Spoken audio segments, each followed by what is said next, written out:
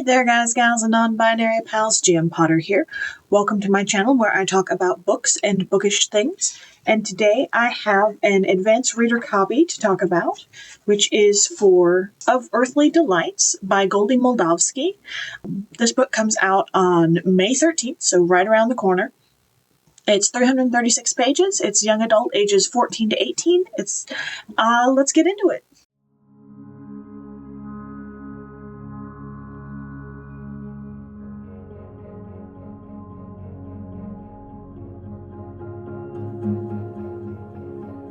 This was my first Goldy Moldavsky book that I've read. I have since read two others, The Mary Shelley Club and Lord of the Flyfest, which I have reviews on for both of those over on my website, gmpotter.com. This book grabbed me by the throat and did not let me go. I read it in one 6-hour span. It's not long. It's only 336 pages, but I read it all in one go. I had a dog sit.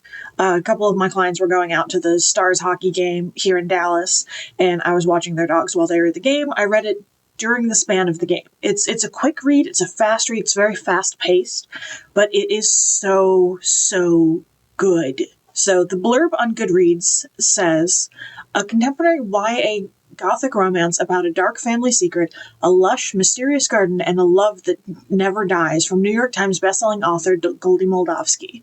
Aspiring artist Rose Pauley is not happy moving from her home in New York City right before her senior year of high school, but on her first miserable day in Connecticut, she meets Hart Hargrove, and the two share an immediate, undeniable connection.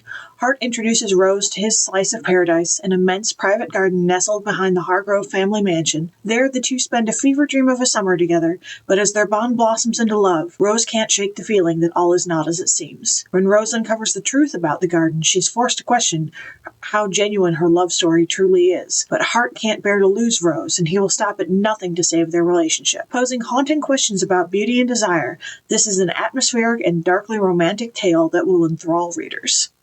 Enthrall me it did. This book is gothic and modern at the same time. It's very atmospheric.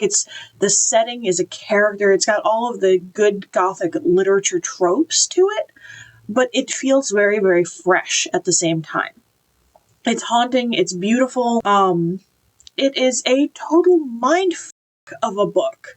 It's got some monkey's paw kind of stuff going on.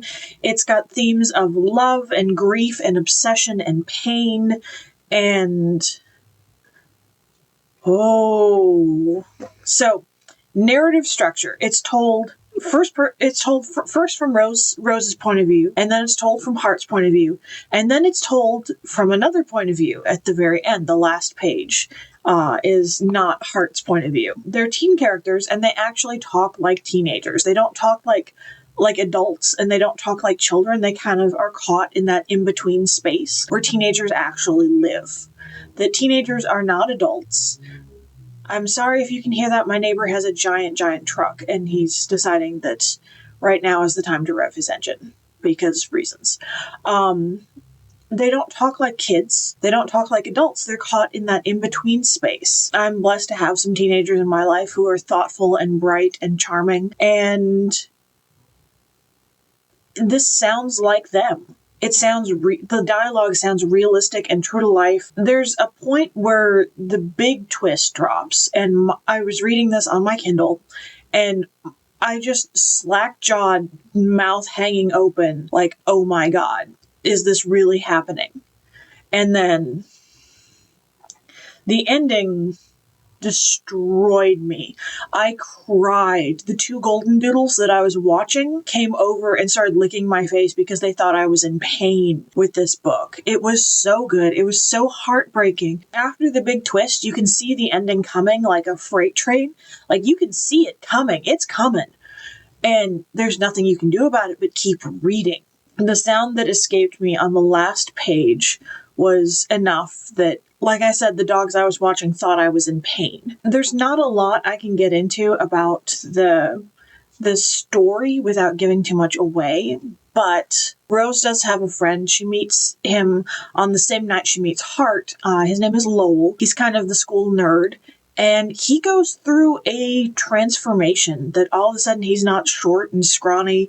He's tall and he's buff and he's cool. And she doesn't notice the changes at first because she's so in love with her new boyfriend, Hart, that like the way teenagers do. Teenagers are in their own heads, they're in their own world, especially when they have a romantic partnership going on. And that is definitely how Rose was. That she was in her own head, and then she doesn't even realize that he's gotten his cast off because she's been so enthralled by her new boyfriend and spending all of her time with him. And her dad is like, hey, stop that. But she's like, I'm a senior, I'm an adult, I can do what I want. And her parents have just gotten divorced, and her dad doesn't feel like he has the authority to rein her in, or can he rein her in, because she's almost an adult. This takes place like summer right before her senior year, into her senior year of high school. And Hart's parents, his mom has passed, and his dad just doesn't want to be at the house. He doesn't want anything to do with his children. So his two kids, I believe they're twins, are just left with the housekeeper, who doesn't even stay there the whole time. They're just left to run amok, which sounds unrealistic, but I knew kids like that in high school whose parents would like leave on like business trips for weeks at a time. And granted, the kid I went to school with did have another parent, but she wasn't there. Like, she was physically present, but she wasn't there. She wasn't emotionally available. While it does feel a little unrealistic, it's not wholly out of the realm of possibility. Because while I didn't hang with the crowd that kid belonged to, I kind of didn't hang with any crowd, honestly, because I was wildly unpopular in high school. It is something that does happen, much to the detriment of the child. And in this case, it's a detriment to Hart. This story touches on the theme, can you really know somebody? How long does it take to know that somebody is your soulmate? To know that they're the love of your life? Like, can you know this as a child? Can you, as a teenager, can you know this in a day? Can you know this in a week? When do you know? Is a question that this book poses, as well as can you get over somebody? Can you love someone fully while you're still grieving? And while your heart is being ripped away in one direction, can you give your heart to another person? There's obsession is another theme of this book. That when does love and obsession, where is that line between healthy love and obsession? Like, where is that delineation? A lot of times in literature for teenagers, there's not a healthy delineation between love and obsession. And this book explores that. And this book explores pain and suffering in a way that feels real and visceral. This book is 5 stars. Like, it's obviously 5 stars from me. I have already pre-ordered it. It comes out on May 13th, like I said.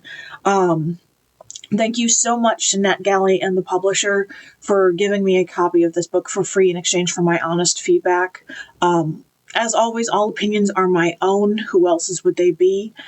And are there any books that you're really excited about, that you heard about? Are there any new authors or new to you authors? This is definitely an author that I am using my local library to go through her back catalog, because this one and the Mary Shelley Club were utterly fantastic. Lord of the Fly Fest was fun. It wasn't as good as these two, but it was fun. So I am working my way through her back catalog. Keep an eye on gmpotter.com for reviews of other books I'm reading that don't make it to the channel here. And yeah, I'd love to hear what you're reading, what authors you've discovered or newly discovered or new to you authors. Let me know in the comments down below. Don't forget to like, share, and subscribe, and I'll see you in the next one. Bye.